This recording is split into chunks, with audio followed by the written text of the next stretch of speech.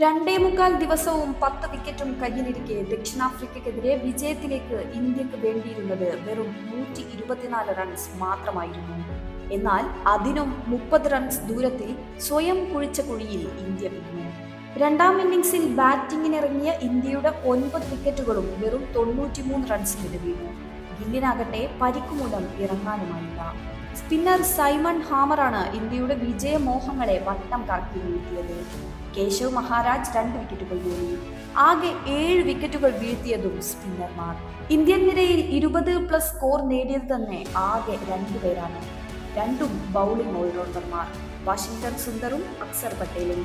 Jaiswal, KL Rahul, Dhruv Jurel, Rishabh Pant, Ravindra Jadeja തുടങ്ങിയവരെല്ലാം സ്വന്തം മണ്ണിൽ നിരാശ നൽകി. അതേസമയം 30 റൺസ് ലീഡ് വഴങ്ങി രണ്ടാം ഇന്നിംഗ്സ് ബാറ്റ് ചെയ്ത പ്രോട്ടീസിന്റെ ബാറ്റിംഗ് നിരയിൽ എംബാ ബാവുമയുടെ പ്രകടനം നിർണായകമായി. പിച്ചിനെ ബഹുമാനിച്ച് ക്ഷമയോടെ കളിച്ച് അദ്ദേഹം നേടിയ 136 പന്തിൽ 55 റൺസാണ് ഈ മത്സരത്തിലെ ഏക 50+ സ്കോർ. സൗത്ത് ആഫ്രിക്കൻ നിരയിൽ കോർബിൻ ബോഷ് അല്ലാതെ മറ്റൊരു താരവും രണ്ടാം ഇന്നിംഗ്സിൽ 20+ സ്കോർ ചെയ്തിട്ടില്ലായിരുന്നു.